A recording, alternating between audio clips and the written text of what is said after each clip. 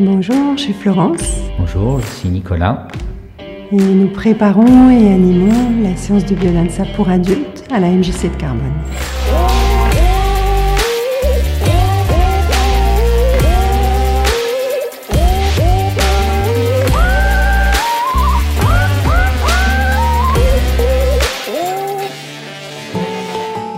Allez, on y va. Allez, on y va. Bonjour, bienvenue à Tcharé.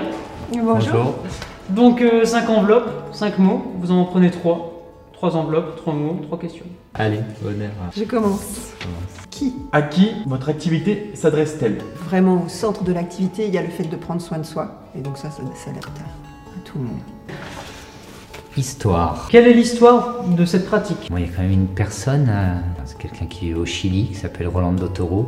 Il y a un chercheur un peu de cette vieille génération, quelqu'un qui touchait à plein de domaines en fait, aussi bien à la neuroscience, à la biologie, à l'anthropologie ou à la psychologie. C'est pour ça que j'aime beaucoup, parce qu'il y a vraiment une base scientifique en fait, des connaissances en neurosciences, en biologie, en psychologie cognitive, tout ça. Et puis qui est en même temps très sensitive, très intuitive, très expérimentale, quoi. Ils l'ont vraiment expérimenté dans leur corps, entre eux, en groupe, ils ont cherché.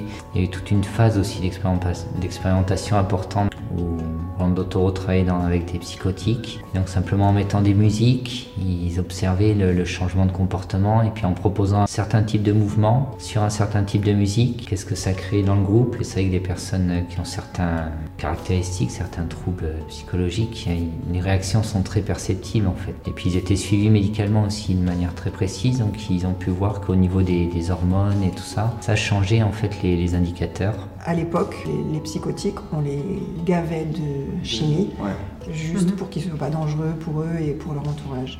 Et ça choquait beaucoup le psychiatre qui était Rolando Toro. Il a cherché des façons de au moins diminuer les quantités de chimie, d'apporter autre chose. Et donc c'était ça le point de départ autour du travail sur la musique. Mais en fait, il y a d'autres points de départ. Il y avait aussi une profonde révolte par rapport à ce qui s'était passé, comme beaucoup de gens de cette génération-là, ce qui s'était passé pendant la Deuxième Guerre mondiale. Une sensation qu'il fallait apporter quelque chose à l'humanité, un grand questionnement de mais pourquoi c'est si dur d'être heureux dans le monde d'aujourd'hui, qu'est-ce qui nous manque?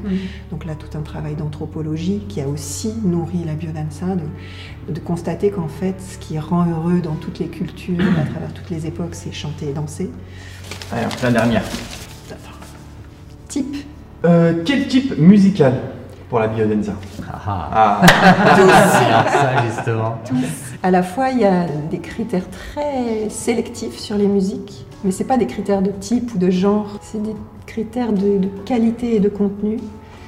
Nous, on dit qu'il nous faut des musiques organiques. Et donc on travaille beaucoup pour sélectionner des musiques qui soient organiques. Ça veut dire qu'ils vont générer un mouvement et un ressenti qui va être intégrant, qui va faire qu'on va se sentir bien, qu'on va se sentir capable de fonctionner avec des mouvements et un ressenti qui soit agréable. Donc à peu près tous les types de musique. Maintenant, on va passer au petit défi. Et donc après nous aussi on peut... Et après, vous allez écrire un défi pour le prochain quelque invité. chose pour les prochains. J'aime bien ça. Fais un booty checking. Un booty checking. C'est quoi ça? Déjà, il faut qu'on nous explique. On va faire ça pas de danse, il faut remuer que des fesses. Fais les fesses. D'accord, mais ça on est fort pour remuer les fesses. C'est...